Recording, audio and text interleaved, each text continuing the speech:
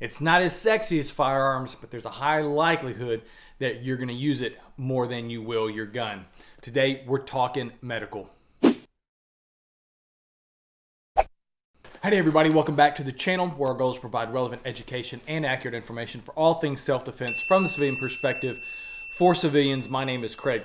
Yeah, I know it's not that sexy, guys, but I'm telling you, the likelihood of you using your medical skills, your medical gear far outweighs the likelihood of you having to use your firearm or your pistol. But that's what we're going to talk about. We're going to talk about medical. If you are looking for a solid medical supplier, looking for tourniquets, pressure dressings, all that stuff, or even training, look at the link down below. It will take you to Dark Angel Medical. They are a great source for both training and medical gear, and you can be assured that you are not buying trash because all their products are vetted by professionals, so you have that peace of mind. So today I want to share with y'all my recent story of when I came upon a pretty nasty crash. So I'll be honest with you guys, in the last 5 to 6 years, I have been the first responder to 2 major vehicle collisions. I'm going to tell you the story about the latest one, but telling y'all that, guys, I have never had to draw my pistol before.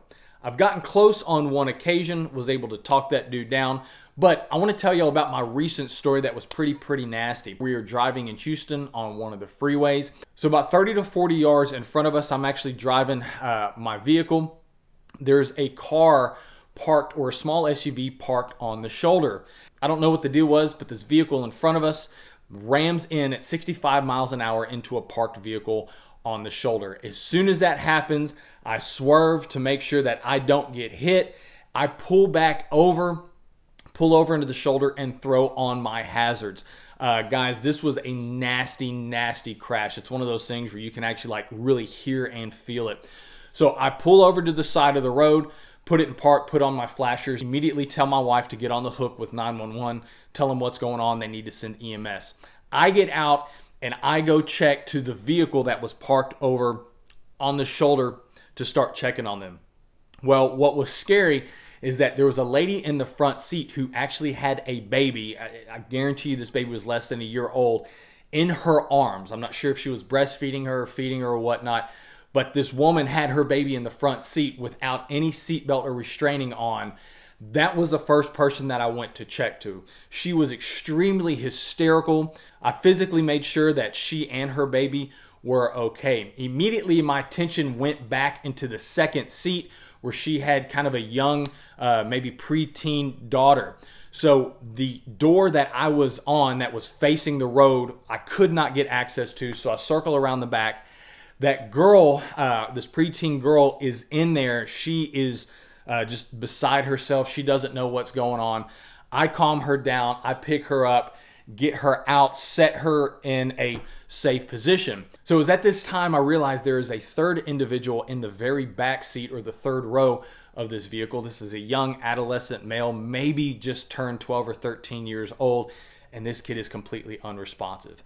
And I'm sitting here thinking, I'm like, oh my gosh, this kid is gone. I'm thinking the worst at this point. So I get in the vehicle after I got the little girl out. So I check for a pulse, and he actually has one. So at this point, I'm somewhat relieved because I know, okay, maybe he's just been knocked unconscious. So right then at that point, I'm starting to feel, because it's very dark, this is in the evening, about 7 to 8 o'clock, I'm starting to feel this kid for any signs of wetness. I'm trying to check for blood. And guys, I do have some medical training. I'm CPR certified. I've had some basic combat lifesaver stuff, but I'll be honest with you, that is one thing that I want to get more training on. So going back, I'm checking the kid for blood. I notice he has a pulse. I'm trying to keep him stable.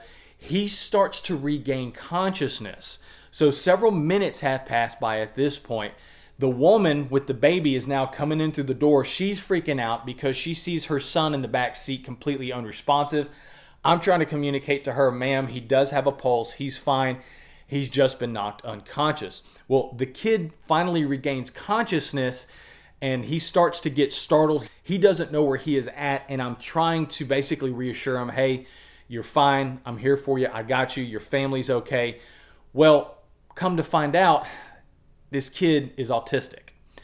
And so he is nonverbal. I'm trying to communicate with him as best as I can, but I'm not getting anything back. So as he regains consciousness, I had another patron come around the back and I'm talking to him, telling him what's going on. And so as this young teenager starts to regain consciousness, he starts to moving around, he's freaking out. It's our goal at this point in time, because we know EMS is called.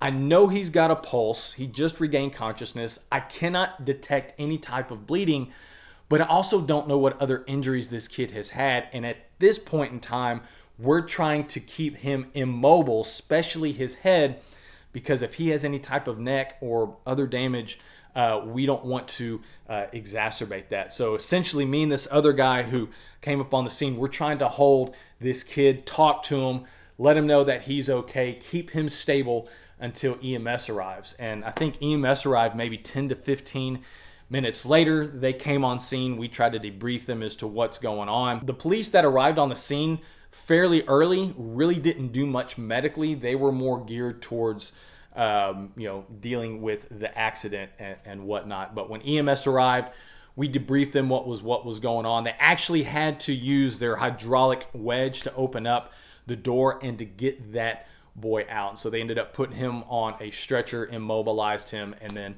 got him to the nearest hospital. I really don't know after that. After I made sure that EMS was there, they knew what was going on. I got with the police, gave them my information. Hey guys, if something else comes up, give me a call. But after that, I got back into my vehicle. Me and my wife drove home. What's really crazy is I actually had my watch on, and I went back that evening and noticed what my heart rate did. As soon as that incident happened, my heart rate just shot through the roof. Yeah, guys, that's the second incident where I've been a first responder to. I don't really know what happened with the kid. I'm assuming he was okay. I didn't notice any injuries or whatnot. But yeah, it was a very, very scary situation. 65 miles an hour hitting a parked vehicle. I'm surprised everybody survived on that one, because it was scary as hell. But yeah, that's just one of my recent stories of kind of where medical training, where I had to use those skills. And like I said, I really didn't do much, but knowing what to check for, knowing to check to make sure that they have that they are breathing, that they have a pulse, and then checking for blood, checking to see if they have any type of wounds or anything like that. Essentially, our goal with trauma care of civilians is you try to stabilize that person and get them to the point to where EMS arrives, to where they have more resources and they can do other stuff to ensure that that person basically lives. And once again, I've used medical more than I have had to use my firearm. And there are other instances where I've had to treat injuries or whatnot, but two major incidents where I was literally the first person to respond to that, because it happened right in front of me. So guys, once again, if you're looking for medical gear, medical training, Dark Angel Medical, I got a link down below for you. They're running a good sale right now on all their stuff. Guys, make sure you've got the equipment for that. Make sure you've got the skills for that. Even if it's just a basic CPR class, a basic class on stopping blood loss, applying tourniquets. Please go get that type of training. But yeah, scary incident. I just wanted to share that with y'all, just because, once again, medical is not sexy, but it's the first thing that we go over in class, and the likelihood of you using it is pretty significant. So anyway, guys, thank you so much for watching. Be safe, be smart, be skilled. We'll catch you on the next one.